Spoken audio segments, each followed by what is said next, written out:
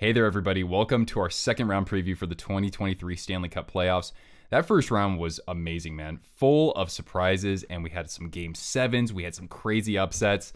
How is your bracket looking right now? Mine particularly not that great. I was 4 for 8 in the first round, so really, am I an expert here? Not at all.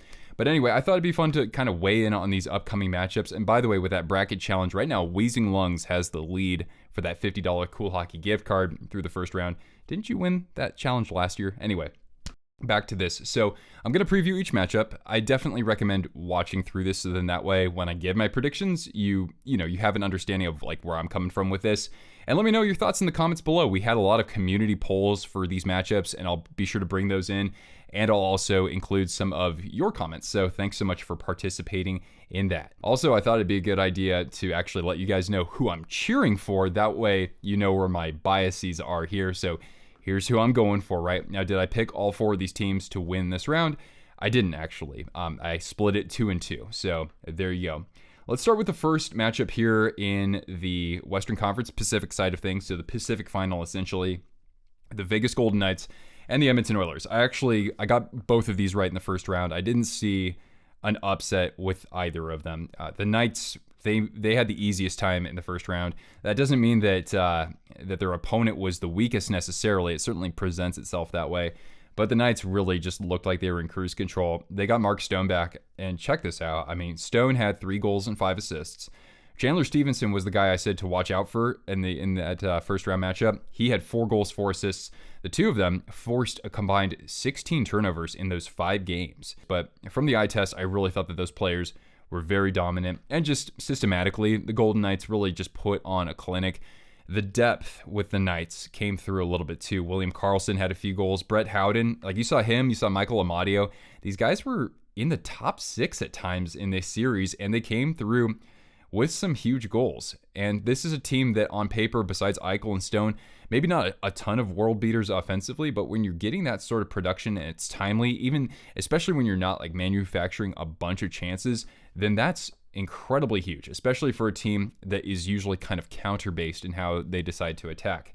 The Jets didn't get that many quality chances at the other end either. I thought that Brossoit, for the most part, had a pretty clear crease, and he did play exceptionally well, especially given that he had to face Connor Hellebuck at the other side. So we'll get into the matchup, but let me talk about the Oilers a little bit here first. So they beat the Kings in 6 games. Really challenging. The Kings both years, back-to-back, have been a tough out for the Oilers. And when you look at into game 4, when the Kings had that 3-0 lead, I mean, after that second goal that Arvidsson scored, I thought that was the end of the series. So Campbell came in replacement of Skinner for that game, but the Oilers went back to Skinner, and he played better. I know there was that gaffe at the end of game 6, but his stick broke, so I'm not going to point the finger at him there. Leon Draisaitl put the team on his back, 6 goals, 7 assists, a lot of that coming at the beginning and in that game 4 comeback. McDavid still had a really good series, even though he wasn't as dominant as maybe I would have expected him to. And some of those players further down the lineup did well too. Klim Kostin, especially in Game 6, some huge goals from him.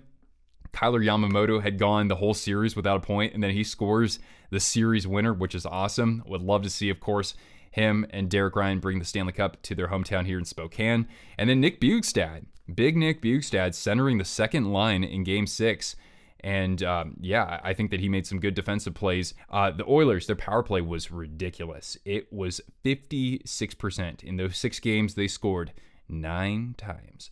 And Evan Bouchard in particular, I talked about him in our playoff preview. I said, well, look out for this guy. He finished hot in the season. He looked really good quarterbacking the second unit in the postseason last year. He had 2 goals and 6 assists. Now, in the regular season series, the last time these two teams played, see, I'm going raw with this one, by the way, guys, totally raw. The last time they played was in late March. It was a home and home, right? 1 game in Edmonton, 1 game in Vegas. The 2 teams split those. So the Knights won 1 of the 4 matchups. They won in overtime.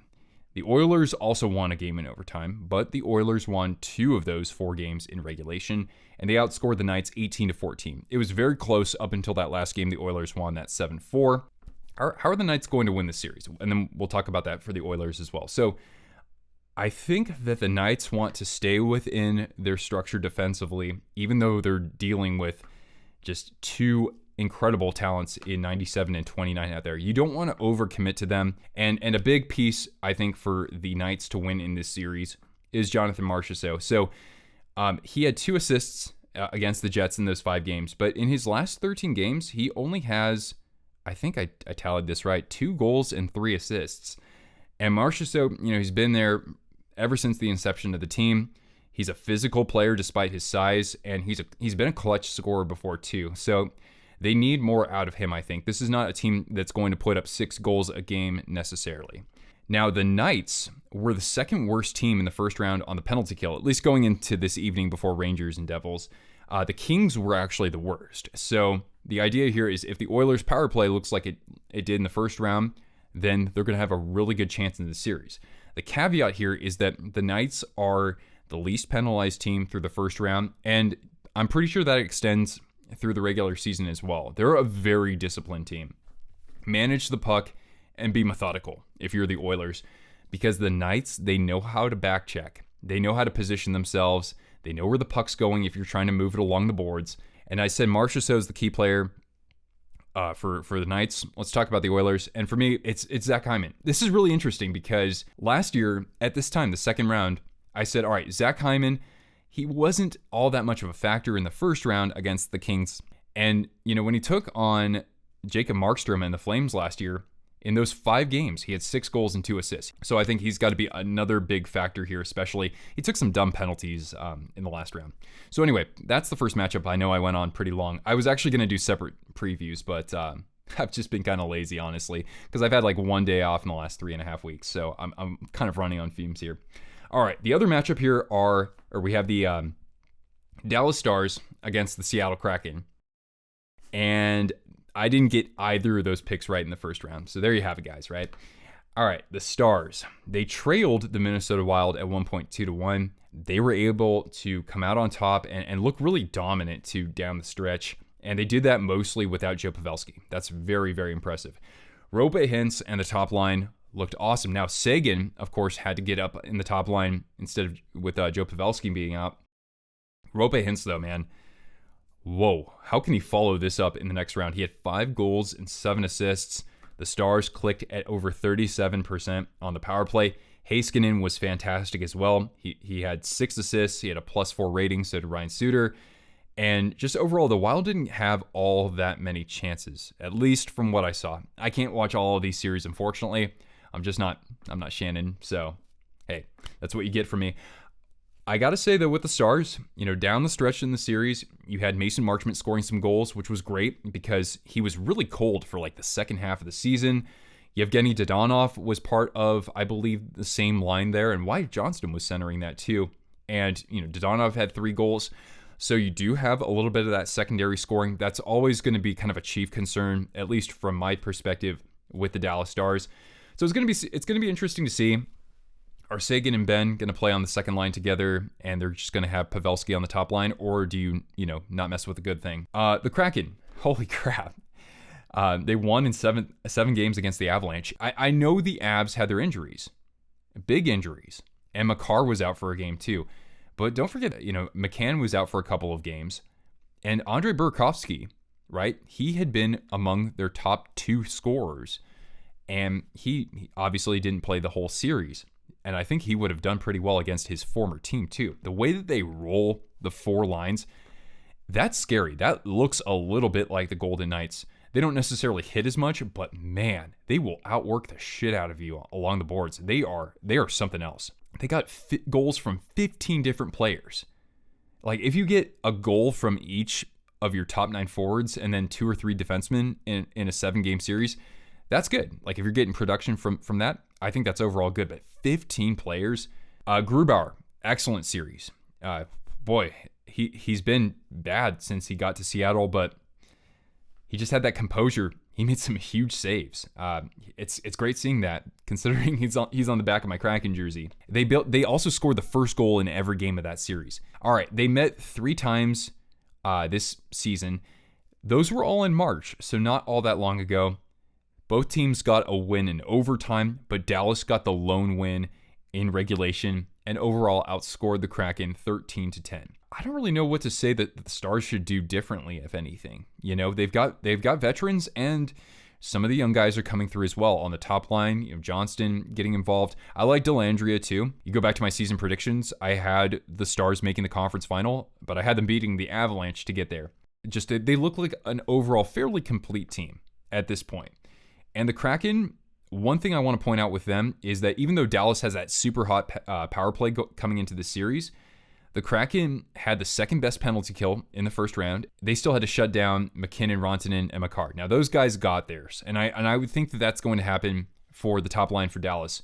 So it's kind of like, all right, can you roll the four lines, and can three of your lines be better than three of those for Dallas, even if your top line takes that hit? So that's kind of how I'm looking at it. And also the Kraken took the fewest penalty minutes per game too. One thing that I think could really kind of hurt the Kraken is but if Beniers' line is kind of being counted on to go up against Dallas's top line, and I don't necessarily think that should be the case, then Beniers has to win some faceoffs. He was only 38.5% in the first round, and so you got to win those faceoffs, especially in your own zone, to take away the opportunity for Dallas to attack you. That's set 5-on-5 offense. Otherwise, could burn Seattle in this series, I think. Let's talk about the Eastern Conference matchups. All right.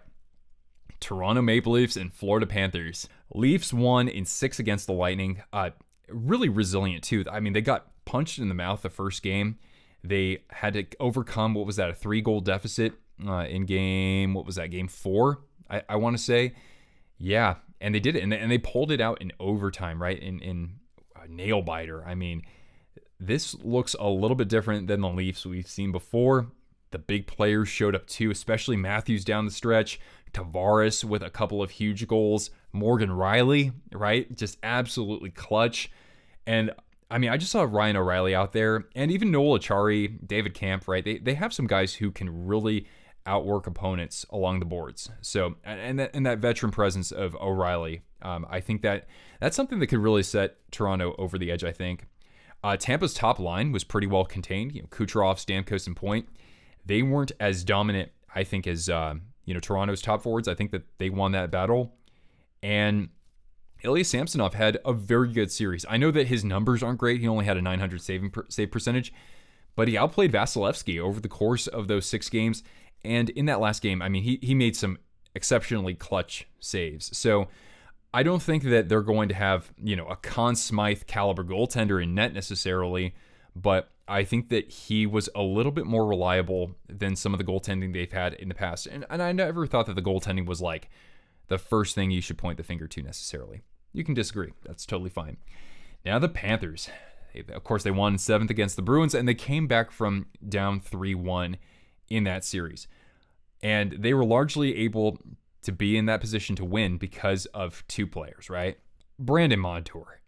I mean, if we're going to talk about guys like, Heiskanen or Dougie Hamilton or Adam Fox or, Josh Morrissey being in that Norris Trophy conversation with Erik Karlsson, you got to put Montour in there. He had 2 goals in Game 7. I know that it's a regular season award, but he stepped up like that the whole entire campaign.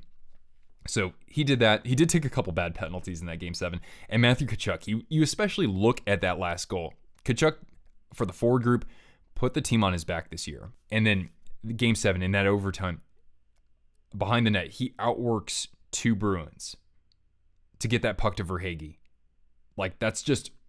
That perfectly encapsulates what he means to the team right now, and the confidence of him too. You've just expected them to kind of peter out because of something like defense or goaltending letting them down. I thought their defense actually played pretty well, and then they got the goaltending, and I still think it's a bit of a weakness for them because as good as Bobrovsky was, replacing Alex Lyon, his rebound control was not good, especially on that last goal. But like Luostarinen, Eetu Luostarinen was awesome down the stretch in the regular season, and he was really good in that series, Game 7 especially. It'll be interesting to see if they get Lomberg back in the lineup too, because that's a great way to kind of assert yourself physically against the Toronto Maple Leafs. I could keep talking about those, but I want to get through this. All right. They met 4 times. There were 3 meetings in March and April, so they are pretty familiar with each other as of late. The Leafs won 1 game in regulation. They also won 2 in overtime. The Panthers won once in overtime, and overall the Leafs outscored the Panthers 15-10. Here's one thing that I heard today on 32 Thoughts with Jeff Merrick and Friedman, but it was Merrick who said this. They had to deal with a team like Tampa who can, for convenience sake, they can goon it up, right? So they dealt with some of those physical threats, guys who can be a little nasty to play against. That's what I was trying to say there. And I just talked about Tkachuk, right? So they're conditioned for that. The Leafs push back against the Lightning. I think that if they can kind of take it to the Panthers similarly, I don't think they'll be as challenged with respect to that. So that's a big factor there. And as for the Panthers, I mean, like I said earlier, the Leafs has some players who can really do a great job along the wall. So I think that's going to be a good challenge for the Panthers, but I still think they have the personnel to make that happen. Some of the turnovers that Reinhart was forcing, I thought were excellent. And of course, the Panthers can play pretty well in transition.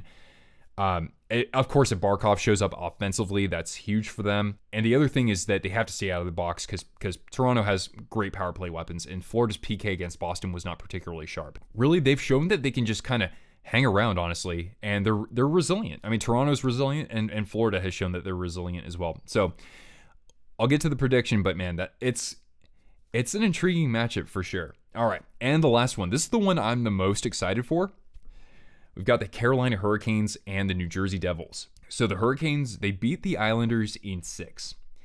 And I'm going to say this. They beat Ilya Sorokin. They didn't completely torch the net or anything like that, but they got Sorokin out of the playoffs. In the previous 2 postseason losses, those have come at the hands of 2 other elite goaltenders. Last year, Shesterkin. The year before that, Vasilevsky, who won the Conn Smythe that year. So that's a big hurdle for the Hurricanes to overcome, especially against a team like the Islanders, who have some beefy fourth liners out there who can really intimidate other teams out there. So for them to get over that, and despite Teravainen breaking his hand, of course, no Svechnikov, right? Jack Drury had gone down at a game. They did great. Sebastian Aho was fantastic the whole series, all 3 zones. Brent Burns had 5 assists. I'm a little concerned about his puck management against the Devils that I'll talk about in a second. But, the Hurricanes, the defensive core is still fantastic. And then as for the Devils, they just beat the Rangers in 7 games. And it took them a couple games, and they finally found a way to assert themselves as the New Jersey Devils out there. And that's pressuring the opponent. And tonight in Game 7 against the Rangers, they did just that. And the speed that they attack with after they come up with those turnovers, it's something else. I mean, Hughes, for all I know, he could have had a hat trick tonight. And they have so many other great weapons out there. Wait until they get Bratt going. Wait until they get Timo Meier going. That could happen this series for all I know. So the weapons are there. And of course, how can I not talk about the Devils without Akira Schmid? Fantastic performance over the course of the series. They looked great from that standpoint. And so it's kind of all right, can they set the tempo early on? So in the season series, the Devils won 2 games in regulation. The Canes won 1 game in regulation, and they won 1 in a shootout. So overall, it favors New Jersey a little bit, and they outscored the Hurricanes overall 13-12, and the Devils won the last meeting. That was on March 12th. So, I didn't even write down the notes on the keys to win here. So I'll probably just reiterate here. With the Devils, I think it's just as I said right here. It's the cycle game. It's and being able to, by forcing turnovers and effectively forechecking, that takes some of that pressure off of Schmid, and that takes the pressure off of some of the defensemen to be able to get back. Carolina can attack with some speed, just like New Jersey can. So I think that's important there. And again, by forcing those turnovers, you're limiting the number of shots, right? That was a huge success factor for the Devils this season. And because of all those reasons I mentioned right there, I had predicted them to beat the Rangers. For me, that was actually a pretty easy pick, because when you're attacking the other team, when you don't have the puck, I think that's scary. I think the Avalanche largely were able to win the Stanley Cup last year because of that. So there's that. As for the Hurricanes, it comes down to how they break out the puck, all right? Because the Devils, they're gonna come for them. The Canes power play actually looked pretty good against the Islanders versus the regular season, so that was good for them. And they have the top penalty kills. So this to me is going to be a very, very even strength oriented series. There's going to be a lot of speed. I don't know if there's going to be a lot of goals. I see a lot of 3-2 and 4-3 games, honestly. So, all right. Now we're going to get to my predictions. And again, guys, I'm just one of you here. So I'm going to be wrong. I was 50% in the first round, and I'm picking 4 teams here, and I think I get 2 of them probably. So here we go. Let's start with the first series. All right, and that's going to be the Oilers and the Golden Knights. Now, at the time of me recording this video, 71% of you have the Oilers. 71, that's pretty strong. Okay, let's read a couple of comments here. So Ken G says, Vegas in 6 or 7. Depth and defense historically outlasts a team that relies on individual superstars and offense. The series could go either way, but I don't see this lasting fewer than 6 games. So, and there were a couple other comments kind of like that as well. Like Vegas actually has some pretty darn good depth. Rainbow, on the other hand, was a little bit more confident in the Oilers. I think LA has been the harder matchup for the Oilers. I think this is going to be kind of like the Oilers when they went to the second round against the Flames. Yeah, they got boat raced the first game, but then they won 4 straight. So Oilers in 5. All right. Now, I'm actually in the minority on this one. I'm picking the Golden Knights because I will pick a team that plays within their structure and knows how to capitalize on the other team's mistakes. The Oilers, they are prone to defensive breakdowns. Vegas has some bodies out there. They're not afraid to really grind out their opportunities. So I'm going to pick the Knights in this one. Now, I originally picked the Oilers going into the playoffs here, but as things progress, I do change my opinions a little bit from time to time. Now let's get to the Dallas Stars against the Seattle Kraken.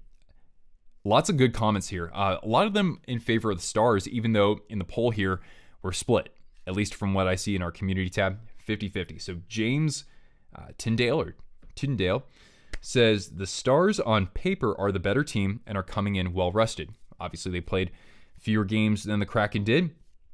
The Kraken, though, are coming in with momentum and have addressed your concern with their goaltending. Grubauer almost gets a shutout in Game 7, so on and so forth. But the Stars have too much firepower, essentially, and good depth, and they'll get it done. But the Kraken won't go down easily. Stars in 6 or 7. And there's a little bit more praise for the Stars here, too. And good points. Good points. And it was interesting here because somebody had commented that the Kraken are getting a really tough matchup in the Stars. From what I see here, and I know my bias is coming through a little bit, but I think the Kraken present a very challenging matchup with how they work along the boards. I mean, how they surrounded the puck carrier for the Avalanche. It was just this convergence, this swarm, and how they roll the 4 lines. That to me is intimidating. Like that is a team that plays like there's nothing to lose. They're playing with house money. They've got that chemistry. They've got that fire. And I know that the Stars have some of the best talent at each position right now in the playoffs. They have arguably the best goaltender in the playoffs. They have arguably the best defenseman in the playoffs in Heiskanen. They have the best top line, probably. And we talked a little bit about the depth. So ultimately, this is kind of an emotional pick, to be frank with you. I counted the Kraken out in round 1. I thought they'd put up a fight, but the way I saw them attack the Avalanche, I'm going with the Kraken.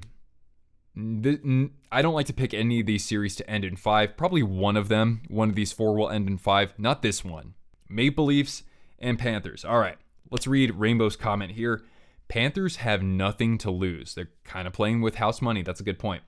Toronto does. Florida just beat the best team of all time in the Bruins. Toronto beat an injured and aging team in Tampa, a team that's played a whole lot of hockey over the last several seasons. The moment Toronto expects to win this series, it's over for them. They will make the same mistake as Boston. Now let's look at Killa Z-Man. I want to say Toronto, but if they take Florida too lightly, they could lose as early as game 5 or 6. I mentioned earlier, I like how Toronto was resilient. Florida was resilient too. But let's focus on the Leafs, right? The top performers, seeing Matthews, right? Matthews was the catalyst to that comeback in game 4. Samsonov played, I think, much better than the numbers indicate. The Panthers, they're going to need something from Duclair. They're going to need something from Barkov, right? They'll need something from Ekblad. So I think there are some variables there, whereas with Toronto, I feel a little bit more confident in that they'll get some well-rounded production from the guys we expect the production from. That's what I'll say. And like I said, I trust Samsonov right now over Bobrovsky. If any of these series go 5 games, I would say it's most likely this one. I hope I'm wrong because, I'm going for the Panthers. I've got the Maple Leafs here. If I had to pick a number of games here, I'd say 6, right? And lastly, it was the Devils overwhelmingly early on, but with 431 votes, I know we're going to get a lot more. 55% have the Devils, 45% have the Hurricanes. Dean, who's a member on the channel, thank you, Dean. New Jersey dominated the Rangers in Game 7. It'll be a tough matchup for Carolina, but I think New Jersey will win the series. Yeah, they've got great momentum. I mean, their victory to close out the series was more assertive than the Hurricanes. Sure, I will agree with that. This is my favorite series here because these teams can attack with speed. They can force turnovers. Man, I've had so much fun hanging out with the Devils fans this year because, I hadn't really talked with that many of them in my channel's history because the Devils have largely not been good up until this year. So we're still good, I hope, after this. But in this case, I'm going to take the team that has been down this road already. That's pretty much what I draw it up to. I mean, Schmid is hot right now. Hot. But the Hurricanes just showed they can overcome a really good goaltender. They finally did it. I know that they're banged up. Next man up. Look at Mackenzie McEachern. In the top line, the first game he skates into, he has a beautiful setup to Aho, and then he scores a goal.